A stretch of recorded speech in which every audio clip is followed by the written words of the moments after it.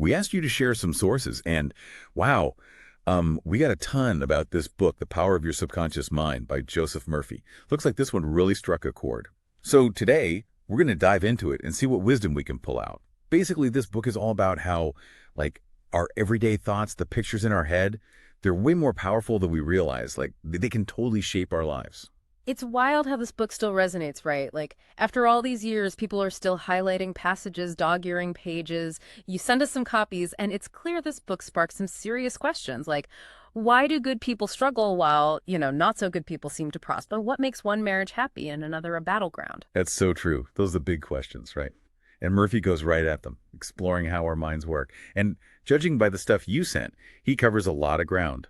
We're talking healing, wealth, success, sleep, relationships, you name it.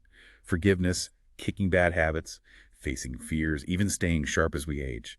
Whoa, okay, a lot to unpack here. Where do we even start with this inner world stuff? Well, I think the foundation of everything is that idea of two minds, the conscious and the subconscious. That's where Murphy starts. Right, the conscious mind, that's like the active one. Thinking, making decisions, like following this conversation. That's your conscious mind working. Exactly. Now, the subconscious, that's different. It's like where your emotions hang out, your core beliefs, and it runs all that automatic stuff in your body, like, digestion, breathing, your heart beating. The key here is Murphy says this subconscious mind is like a sponge. It soaks up whatever you feed it, no questions asked. Wow, no filter. So it just accepts everything as true. And that ties into the whole suggestion thing, right? Yeah. Murphy talks a lot about that. Yeah, he's big on how suggestions, whether they come from outside, what he calls heterosuggestion, or from inside, that's autosuggestion, they both impact the subconscious big time. He uses this example about seasickness. Oh, yeah, like if you tell someone who's nervous on a boat that they look kind of green and they're probably going to get sick, that can actually trigger the sickness. Like their anxiety just makes it happen. Yeah, that's it. Words having real power. But he then talks about, like, a seasoned sailor. Tell them they'll get sick. It probably won't even faze them. Their belief system, their confidence, it acts like a shield, right? The suggestion bounces right off. You see, your existing beliefs, they determine what sticks in your subconscious. So we're not just open books. Our inner world shapes how we respond to the outer world. One example that really stuck with me, this guy, just from hearing negative suggestions for like 2 years, he actually started believing he'd lose the use of his arm. Powerful example, even though it's kind of scary. But it shows how the subconscious just goes with what it's told, even if it's bad for you. But the flip side is we can use this for good with autosuggestion. Okay, so if negative self-talk can mess us up, the book says we can use positive affirmations to, like, reprogram our subconscious, talk ourselves into a better state. Exactly. One story you shared was about this young woman. She had terrible stage fright before singing, all those thoughts swirling. What if they hate me? A recipe for anxiety, right? Yeah, classic self-sabotage. Totally. But she started using affirmations, telling herself she's a good singer, that she'll enjoy performing, impressing a new belief onto her subconscious. And guess what? It worked. She beat the fear. That's awesome. And it wasn't just for fear, right? There was that student who used affirmations to boost her memory, telling herself she could remember stuff easily, and it actually worked. That's the power of self-suggestion. And this leads into the idea of the subconscious being like a treasure house. That's how Murphy puts it. Okay, so let's unpack that. Treasure house, what does he mean? He's saying deep down, we all have this infinite intelligence, boundless love. Everyone, no exceptions. So whatever you need, it's in there somewhere. Solutions to problems, creative sparks, even healing power. Like, think of it as this limitless library of potential, just waiting to be tapped. Wow. I remember this analogy from the material you sent. He compares a magnetized piece of steel, lifting way more than its weight, to someone full of confidence. And a demagnetized one can't even lift a feather. That's someone bogged down by fear. Love that analogy. It shows how belief and confidence are like the keys to unlocking this treasure house. And this takes us to what Murphy calls the law of belief. So the subconscious works based on what we believe, even if it isn't actually true. Our conviction matters more than facts. Exactly. He's clear about this. He says, the law of the subconscious mind works for good and bad ideas alike. It's a neutral force, just reflecting back what we believe deep down. So creating positive thoughts is key. He says peace of mind, even a healthy body, come from harmonious thinking.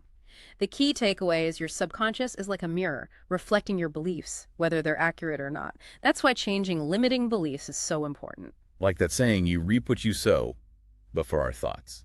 And that ties into the creative power of thought and imagination, which seems like a huge theme in the book. Totally. Murphy's big on that. He says every thought is therefore a cause, and every condition is an effect. Our thoughts, especially when they're charged with emotion and we keep picturing them, they shape our reality. They're like a mold for the subconscious to work with. Like that example you shared about Enrico Caruso, the opera singer. He used to beat stage fright by picturing himself nailing the performance. There you go. Consciously using thought and imagination to override negative emotions and program the subconscious for success. So far, we've got the two minds, suggestion, belief, the creative power of thought. But Murphy doesn't just stop there. He gives us techniques to actually use this stuff, especially for healing. Yeah, he gets practical. So let's dig into some of those practical techniques for mental healing, like you call them. First up, prayer therapy. Right. He describes this as using both your conscious and subconscious mind together in a focused way, kind of scientific. He lays out 3 steps. First, define the problem. Be clear about what you want. Second, turn to the subconscious for the solution. Trust its wisdom. Third, believe that it's already happening. And no doubts allowed, right? Yeah. Belief is key for this to work. Then there's visualization. This one's about creating a crystal clear image in your mind, like a mental picture of the outcome you want. Experience it as if it's already real, right now. He says if you can see it clearly, it already exists in your mind, waiting to come into being. It's like creating a blueprint.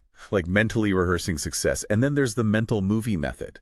Is that different? It takes visualization up a notch. It's not just a still image, it's a whole movie. You're interacting with your goal, feeling it, hearing it, all your senses. You're living the reality you want in your mind. Whoa, like method acting, but in your head.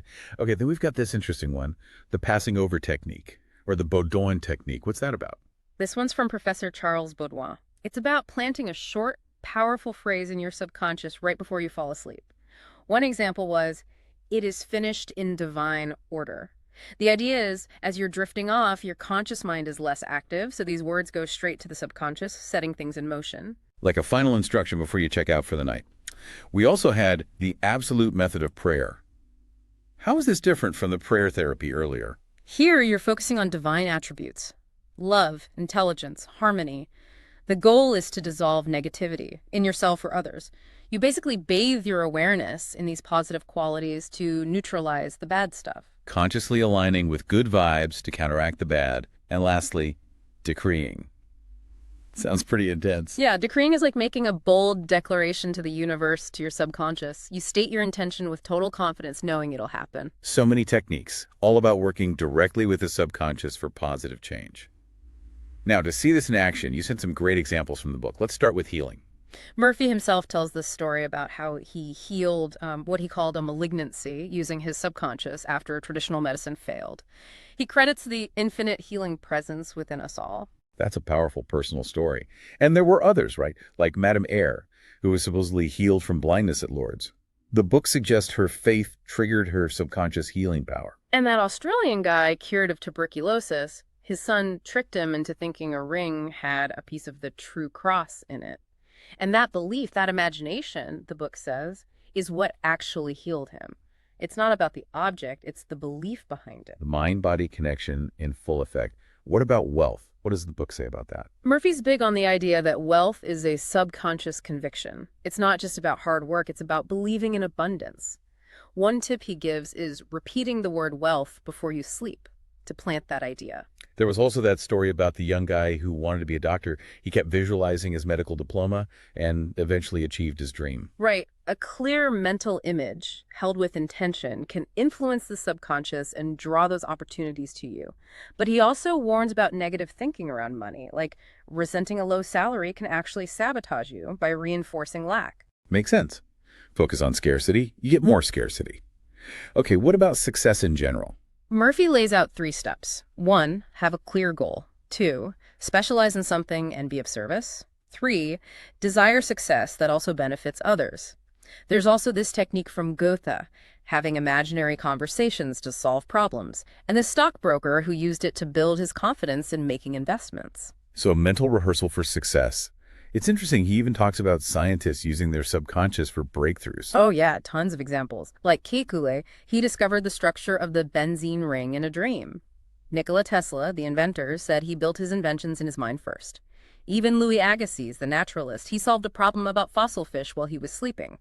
Our subconscious keeps working, even when we're not consciously aware of it. Pretty amazing.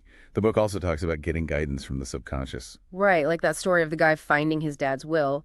He entrusted the problem to his subconscious before sleep, and then followed a strong hunch the next day. And then there are dreams. Yeah, some pretty wild examples there. The woman who dreamt about a company going bankrupt before it happened, and even Murphy's own dream about Pearl Harbor.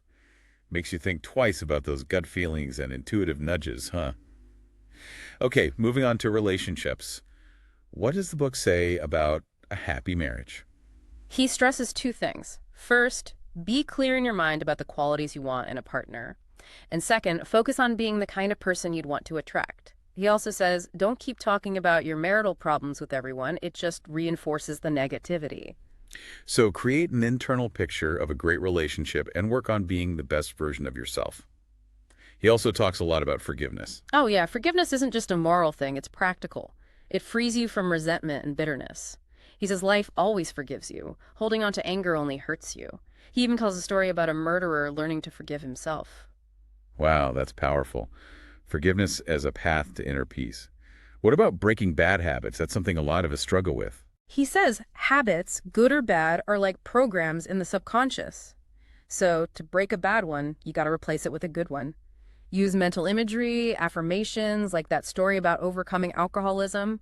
The guy kept visualizing himself sober, happy with his family, and it worked. Rewriting the subconscious code.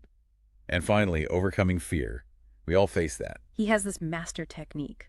Face your fear, even if just in your mind at first. Use affirmations. Picture yourself being successful and confident. He tells his own story of getting over his fear of water this way. Wow, so much to think about. We've really explored the core ideas, the techniques, and the real-life examples in the power of your subconscious mind. Absolutely. The book's main message is clear. Your subconscious is super powerful, and it responds to your thoughts and beliefs. By understanding how it works and using the techniques, you can influence your health, wealth, relationships, you name it. It really does feel like a practical manual for unlocking this power within us. As you listen to all this, here's something to ponder. What beliefs, maybe some negative thought patterns, are shaping your life without you even realizing it? Now that you know more about your subconscious, what seeds can you plant today to create the future you want? You have the power. It's all about tapping into it.